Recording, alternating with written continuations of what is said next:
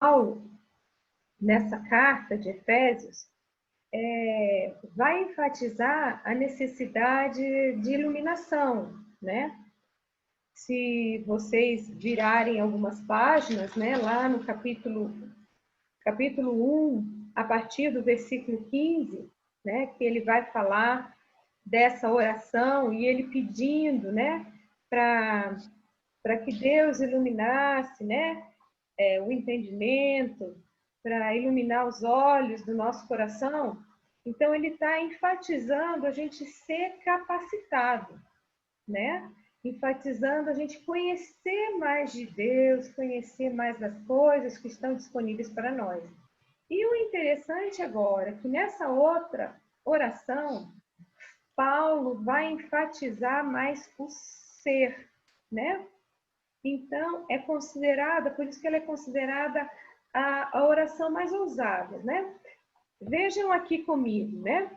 Paulo está preso, Paulo está algemado, Paulo está lá no corredor da morte, né? Se a gente pode falar assim, ele tinha sido condenado à morte, sim, então ele está no corredor da morte, né? Ele está sendo martirizado, porque essa última prisão que Paulo ficou, né, quase 2 anos, era uma prisão terrível, né?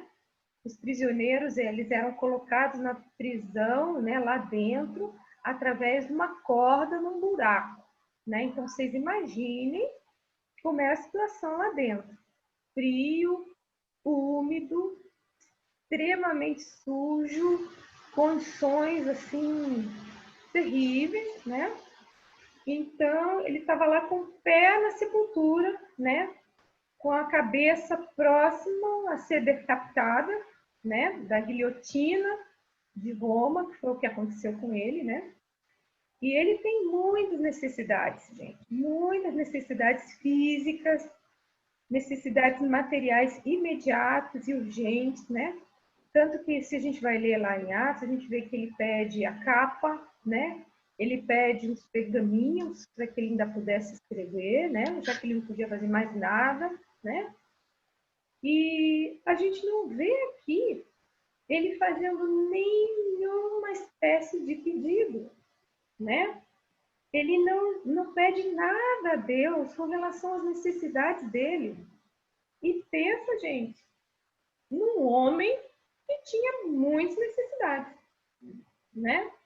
E eu achei interessante que eu li um comentário, né, do pregador Martin Lloyd-Jones, né, que ele escreveu que eles podiam proibir Paulo de viajar, tinham proibido Paulo de visitar e pregar nas igrejas, tinham impedido Paulo de fazer tudo, mas eles não conseguiram impedir Paulo de orar, né? De orar pelas igrejas, né? Então, o inimigo pôde colocar ele numa célula, prender ele, né? Colocar tranca nas portas. Ele ficou um período algemado, dia e noite a soldados. Vocês já imaginaram o que é isso? Né? Sem nenhuma privacidade, nada. Algemado ali, o inimigo colocou grades nas janelas, né? Ele foi confinado fisicamente, mas nunca o inimigo vai conseguir, né, impedir o caminho do coração do crente mais humilde ao coração do Deus eterno. Eu achei lindo isso aí, Felipe, né? Nada vai nos impedir, nada pode impedir nós, mulheres crentes, tementes a Deus, né? De acessarmos o coração do Deus eterno. Então, hoje nós estamos vivendo em dias difíceis que a igreja não pode se reunir para orar, para cantar, para fazer o que a gente sempre fez. Mas nada disso impede que nós nos acheguemos com confiança ao trono da graça de Deus, a qualquer hora. Não é a obrigatoriedade de usarmos máscara, não é um impedimento de ir à igreja, né? Não são ameaças, nada pode nos impedir de chegarmos a Deus, né? Então, Paulo ele estava na prisão, mas ele continuou ativo, ele continuou realizando um poderoso ministério na prisão, que foi o ministério de intercessão. E esse ministério de intercessão está à nossa disposição. Gente, não é possível que a gente separe instrução, né, estudo bíblico da oração. Elas têm que andar juntas, né? Nós precisamos orar com relação ao que está na palavra de Deus, né? Bíblia e oração têm que caminhar juntos, né? Eu achei muito interessante, né? Que agora eu gostaria de ler com vocês a partir do versículo 14 até o versículo 1, que é essa oração ousada, né? Considerada, inclusive, a mais ousada da palavra de Deus, né? Olha só, versículo 14. Acompanhem lá comigo. Por esta causa, me ponho de joelhos diante do Pai, de quem toma o nome toda a família, tanto no céu como na terra, para que, segundo a riqueza da sua glória, vos conceda que sejais fortalecidos com poder, mediante o seu Espírito no homem interior. Assim, habite Cristo no vosso coração pela fé, estando vós arraigados e alicerçados em amor, a fim de poderes compreender com todos os santos qual é a largura e o comprimento e a altura e a profundidade, e conhecer o amor de Cristo, que excede todo entendimento, para que sejais tomados de toda a plenitude de Deus. Esse é o auge da oração, para que sejamos tomados de toda a plenitude de Deus. E agora o versículo 20. Ora, aquele que é poderoso para fazer infinitamente mais do que tudo quanto pedimos ou pensamos, conforme o seu poder que opera em nós, a ele seja a glória na igreja e em Cristo Jesus por todas as gerações, para todo sempre. Amém. Né? Então, essa aí é a grande oração, né? E a gente vai ver que bem nesse início da oração, né? Nessa introdução, olha só como é que Paulo começa. A gente é ensinado, né? Quando Jesus responde um pedido dos discípulos dele, né? Que pediram, Senhor, ensina-nos a orar. Interessante que os discípulos podiam ter pedido tantas coisas para Jesus, né? Ah, Jesus, ensina-nos como fazer os milagres que o Senhor faz. Ensina a gente a multiplicar os pães. Ensina a gente a andar sobre as águas, né? Ensina a gente a pregar com o poder que o Senhor pregou. Ah, ensina Jesus a gente a ter poder para expulsar todos os demônios. Nada. Eles pediram para Jesus o que eles achavam a coisa mais importante, que era que Jesus ensinasse a eles para orar. E Jesus deu aquela oração modelo, né? Que a gente, quando orasse, a gente devia de começar o quê? Exaltando a Deus, né? Pai nosso que está nos céus, reconhecendo onde Deus está, né? E a nossa posição com relação a Deus, né? Então, na verdade, nós não temos, né, autoridade alguma para orar por qualquer coisa que Deus não revelou na vontade dele, né? Por isso que é importante a leitura da Bíblia e a oração caminharem sempre juntos, né? Na palavra de Deus, aqui nas Escrituras, Deus já revelou toda a vontade dele, né? E é na oração que a gente pede para que Deus realize a vontade dele. Olha que legal, né? Por isso que ele começa aí, e a primeira coisa que a gente vê é a postura de Paulo, indicando reverência. Ele fala, me ponho de joelhos, né? Perante o Pai, com letra maiúscula, né? Na verdade, a gente sabe que era costume dos judeus orarem de pé. Mas Paulo aqui se põe de joelhos. E lá para os judeus, essa postura, ela era usada apenas, gente, em ocasiões especiais ou em circunstâncias excepcionais.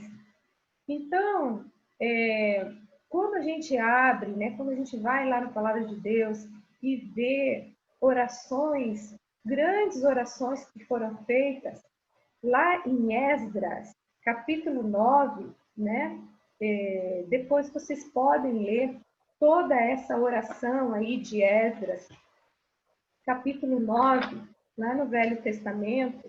Eu não vou ler ela toda agora, mas eu só quero, ela começa no versículo 6, né, a oração de Esdras, e vai até o final do capítulo, uma oração assim incrível, num momento terrível, né? Depois vocês podem ler desde o começo do capítulo 9, que vai dizer por que Esdras fez essa oração, e ele fala ali no versículo 5, né? Bem no finalzinho do versículo 5, ele fala: me pus de joelhos, né?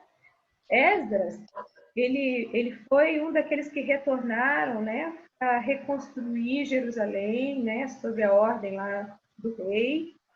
E ele teve muita perseguição e ele estava consciente, né, que o povo tinha sido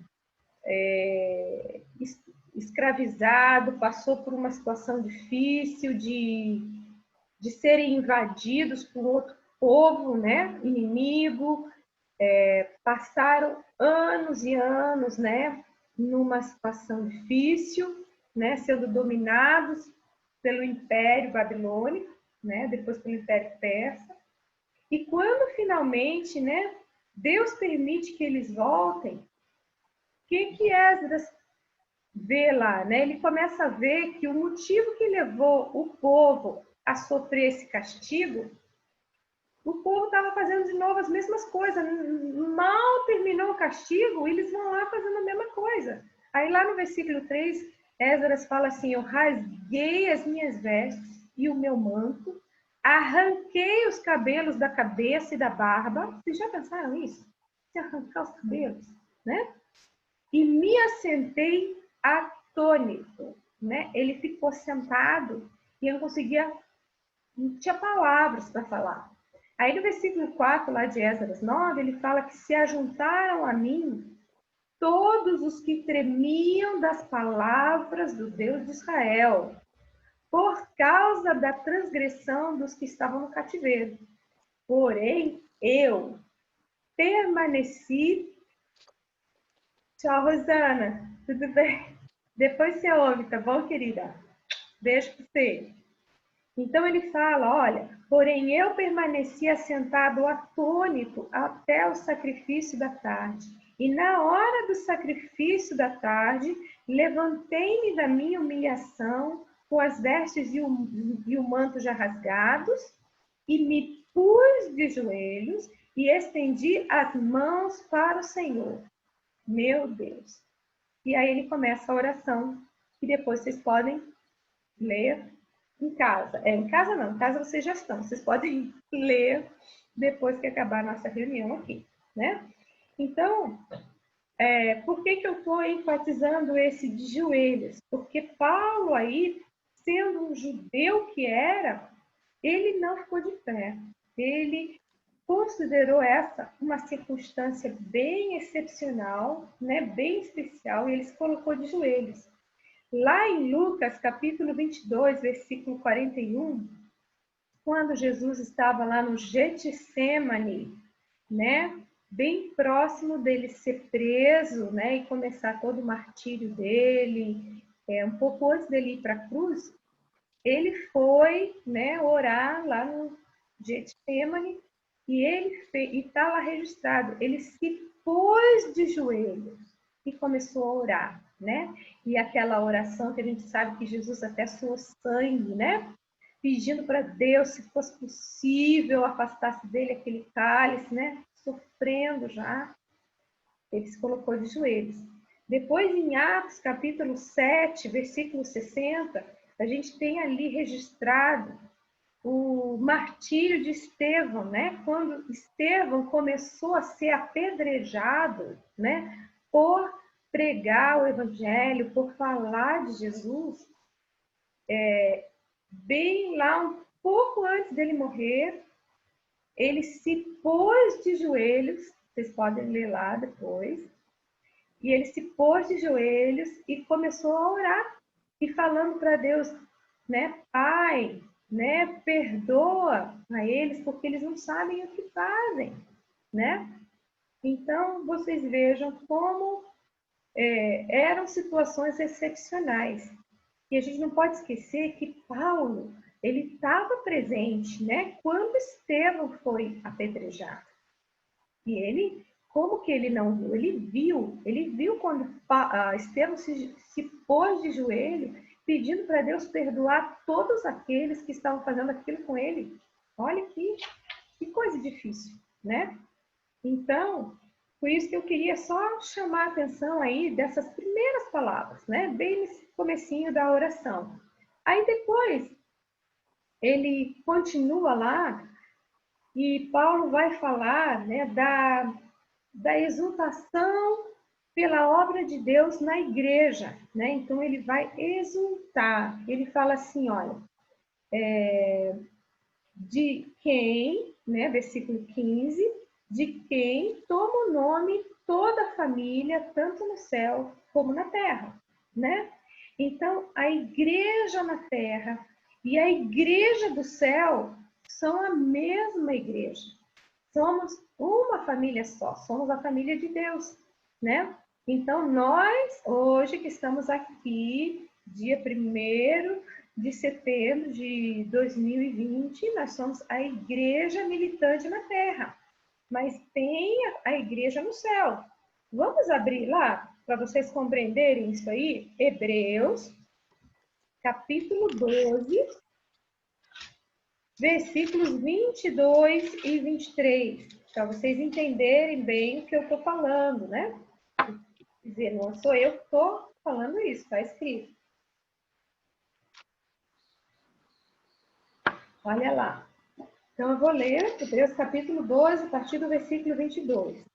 Mas tem chegado ao Monte Sião, a cidade do Deus vivo, a Jerusalém celestial e a incontáveis hostes de anjos, e a universal assembleia e igreja dos primogênitos, arrolados nos céus, e a Deus, o juiz de todos, e aos espíritos dos justos aperfeiçoados. Olha só, olha o que está escrito aí em Hebreus, né?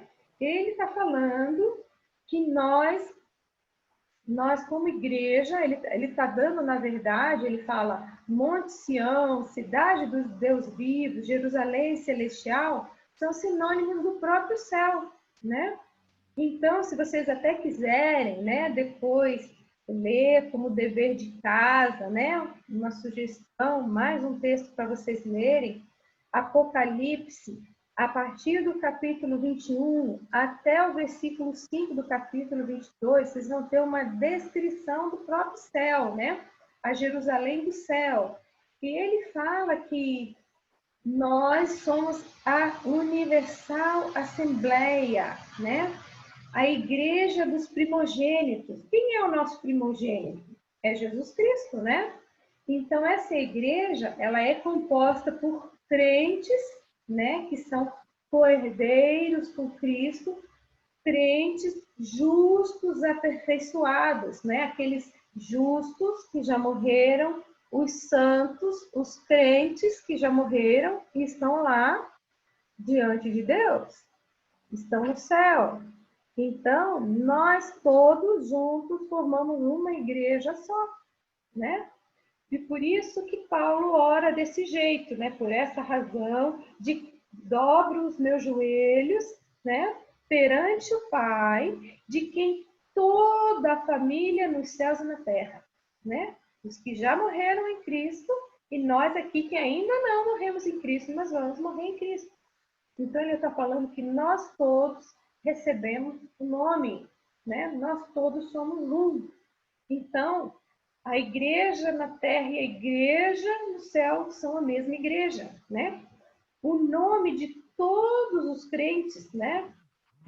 Sejam os que estão no céu, que sejam os nossos aqui, eu espero, né? Eu espero sinceramente de coração que todos nós aqui estejamos com o nosso nome inscrito no livro da vida, né? Assim como aqueles justos, né? Transformados, né? Os santos glorificados estão lá porque o nome deles está no livro da vida, né? O corpo deles está aqui, enterrado. Mas a alma deles, a nossa alma que é eterna, e a alma deles também está lá, né? Por isso que Jesus, ele pôde responder para aquele ladrão que estava lá do lado dele, disse assim, em verdade te digo que hoje mesmo estarás comigo no paraíso, né? Então, todos os nomes, né? Daqueles que, de nós que estamos aqui na Terra, no mundo todo, sejam aqueles que estão sofrendo perseguição religiosa na China, no México, na África, né, países muçulmanos, na Coreia do Norte, não importa, né? Todos estão com o nome gravado. E é esse Deus, nosso Pai, que nós temos. Paulo dirige a palavra e que diz que nós temos acesso com confiança, né? Que nós acabamos de ler e estudar lá no versículo 12. Nós temos ousadia, acesso e confiança, né? Então, o que Paulo ele vai orar aí no versículo 16? Olhem lá, né? Olha a audácia de Paulo, né? Ele fala assim: para que segundo a riqueza da sua glória vos conceda que sejais fortalecidos com poder, mediante o Espírito, no homem interior, né? No íntimo, no nosso íntimo. Então, Paulo manifesta o desejo que Deus atenda às nossas súplicas, segundo as riquezas da sua glória. Interessante, gente, pensar que não é segundo os nossos merecimentos, não é segundo a cor dos nossos olhos, não é. É segundo as riquezas da sua glória. E a glória de Deus, gente, não é um atributo. Na verdade, a glória de Deus é a junção de todos os atributos de Deus, todos os atributos, né? Então, todos os recursos ilimitados de Deus, né, estão disponíveis para nós. E nós podemos fazer pedidos audaciosos a Deus, porque os recursos de Deus são inesgotáveis. Não vão se acabar nunca, né? Não vão se acabar. E aí, Paulo, ele vai continuar essa oração a partir ali do versículo 17. É como ele fosse subindo lá degrau a degrau até que ele vai culminar com o pedido lá no versículo 19, né? Para que vocês sejam preenchidos, né? De toda a plenitude de Deus, para que sejais tomados de toda a plenitude de Deus, né? Então, o que Paulo quer dizer com isso, né? Que tipo de pergunta será que Paulo está pedindo a Deus exatamente, né? Quando ele fala isso, né? Então, vamos lá, passo a passo, né? O que Paulo está pedindo a Deus e a gente também pode pedir com confiança, com ousadia, porque a gente já viu que nós temos acesso ao Pai, né? Então, isso que Paulo pede, né? A gente também pode pedir com ousadia, com confiança, porque nós temos acesso ao Pai.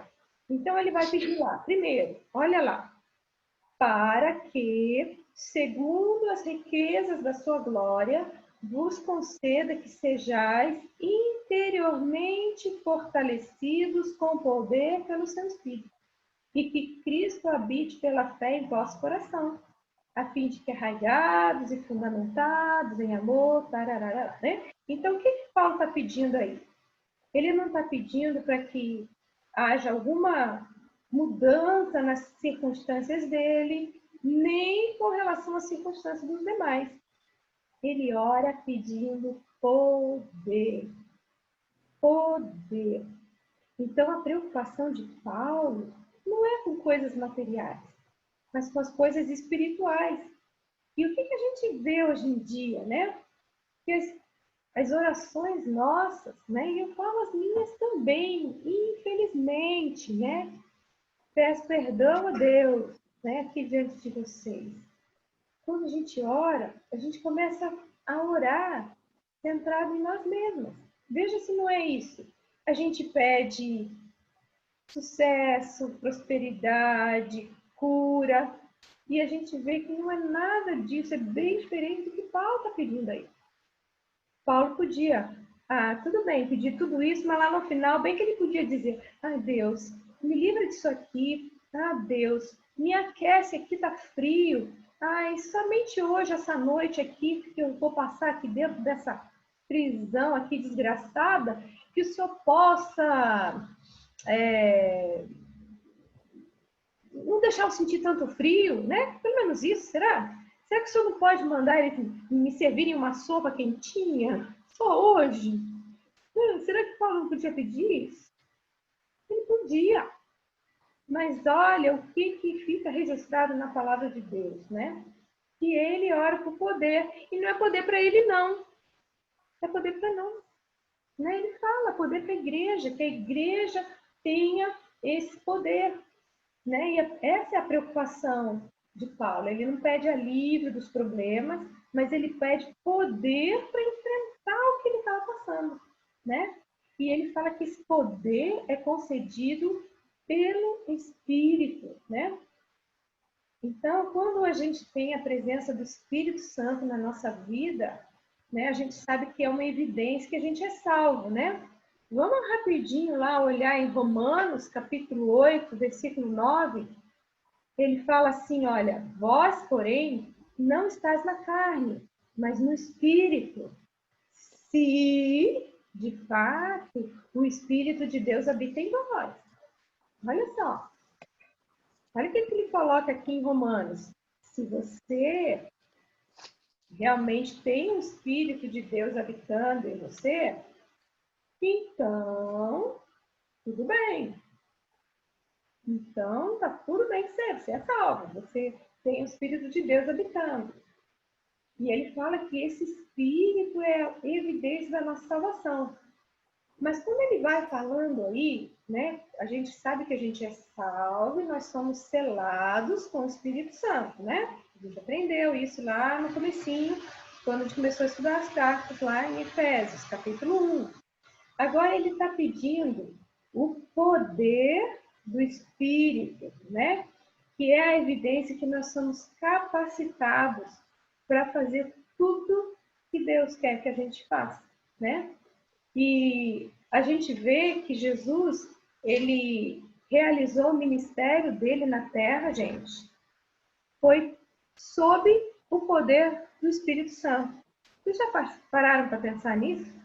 Que Jesus, sendo o próprio Filho de Deus, mas como ele assumiu a forma de homem, ele realizou tudo que ele fez aqui sob o poder do Espírito Santo.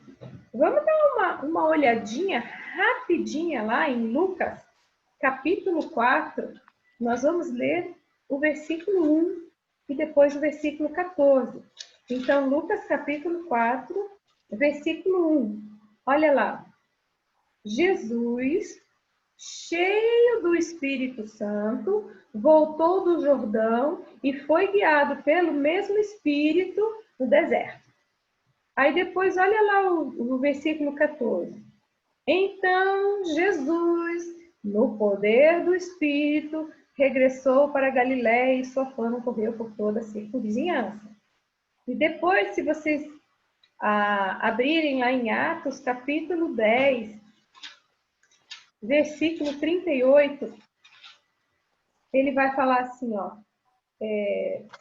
isso aí é Pedro, né, explicando lá como Deus ungiu a Jesus de Nazaré com o Espírito Santo e com poder, o qual andou por toda parte, fazendo bem, curando a todos os oprimidos do diabo, porque Deus era com ele.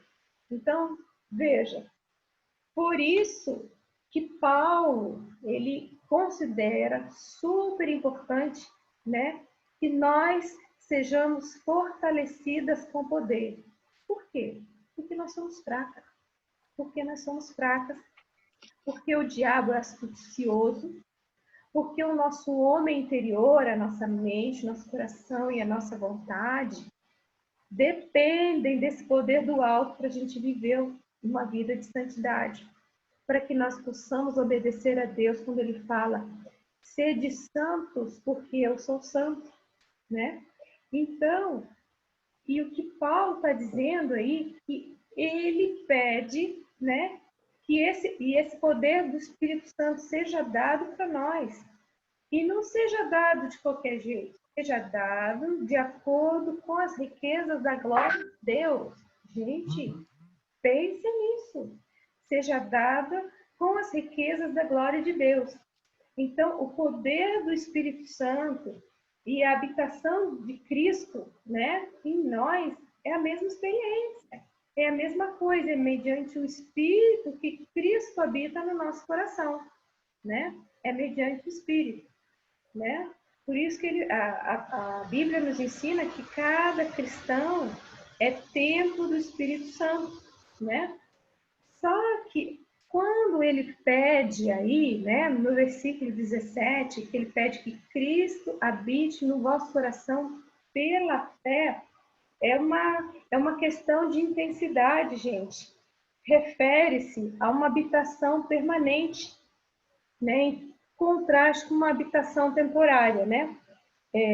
Na verdade, por que eu estou falando isso? Porque essa palavra habitação, no português, é uma palavra só, mas no grego existem duas palavras significando coisas um pouquinho diferentes, né?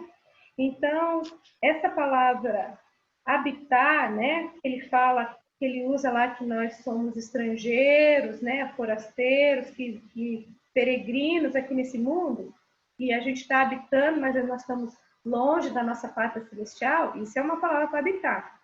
E a outra palavra, né, no grego, de habitação, é essa plenitude do própria divindade, né, do próprio Espírito de Cristo habitando no coração do crente, né? E é isso que ele pede. Ele pede, né, que através desse poder que vem de Deus, Cristo possa habitar pela fé no nosso coração, né? Pela fé. Então, é uma residência em contraste com um simples alojamento, né? Então, quando, por exemplo, um dono da casa, né? Ele é o dono e ele recebe ali para se hospedar, para ficar com ele um viajante. O viajante chega ali, pousa, passa só uma noite, um dia ou mais, mas depois ele vai embora. Ali não é a casa dele, né? Ele vai embora. E ele fala que Paulo fala que quando a gente pede para o Espírito Santo, para Cristo habitar no nosso coração, é que ele tome conta de tudo, de toda a casa, de todo o nosso corpo. É como se a gente desse para Cristo procuração, autorização, poder, liberdade para ele limpar como ele quiser, para ele mudar a mobília, para ele fazer uma limpeza na despensa, jogar fora o que ele achar que não está bom, né? Dizendo para ele é o dono da casa. Espírito Santo, o Senhor é o dono da casa. Então, o Senhor pode limpar, o Senhor pode mudar os móveis de lugar, né? Se o Senhor achar que a minha despensa está muito entulhada, muita coisa lá que precisa tirar, tira. Se tem alguma coisa que precisa jogar fora, joga, né? E a gente só faz isso, né, quando a gente é dono da casa. Quando você vai estar num hotel, ou quando você aluga uma casa para passar um final de semana, você não faz isso. Você não faz isso, você não é o dono da casa, né? Você não é o dono da casa. Mas é isso que Paulo está dizendo, que a gente precisa aprender a pedir isso, né? Então, é o que ele fala, né? Que a gente precisa pedir, né, que o Espírito Santo se sinta bem em nosso coração, né? Então, por isso que fala que é diferente você ser habitado pelo Espírito e você ser cheio do Espírito. Então, gente, eu vou parar aqui porque falta um pouquinho mais que 3 minutos e quando a gente fala de ser cheio do Espírito, é um assunto também grande, então eu vou parar. Eu falei coisas difíceis, falei coisas pesadas, né, digamos assim, coisas ousadas. Então eu queria dar um tempinho, vocês têm 3 minutos, se vocês quiserem fazer alguma pergunta, tiver alguma dúvida, queiram fazer algum comentário. E se vocês acharem que o tempo não é suficiente e vocês quiserem voltar, a gente pode voltar. Então, não sei se vocês querem falar alguma coisa, ou algum comentário.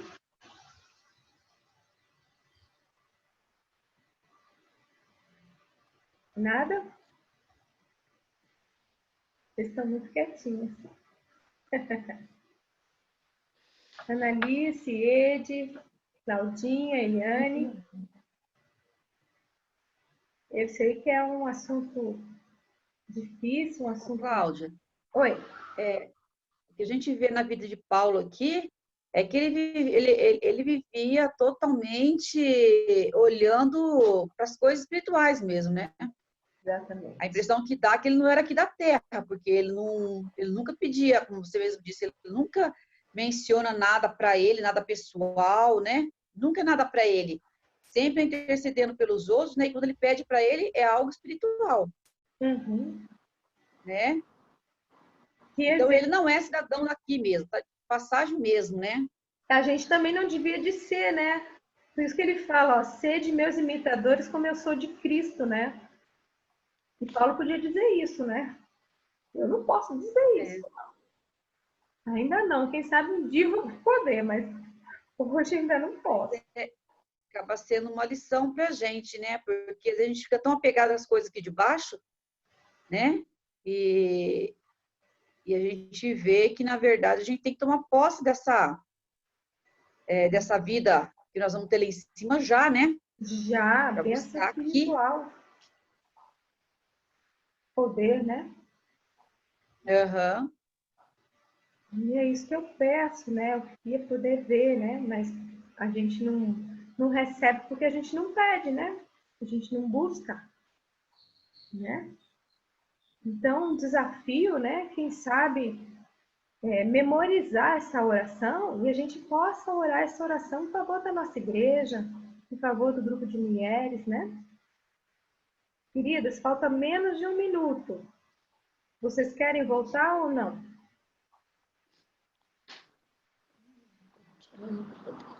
Eu não vou poder voltar, viu, Cláudia? E está tudo registrado, né? Vocês sempre podem tirar qualquer dúvida, né? No particular, no WhatsApp, né? Então, queridas, que Deus abençoe, que Deus nos conceda, né? Poder, que a gente seja fortalecida com poder mediante o seu Espírito Santo no nosso interior, né? Para que Cristo possa habitar no coração de cada uma de nós, né? Pela fé, para que nós possamos crescer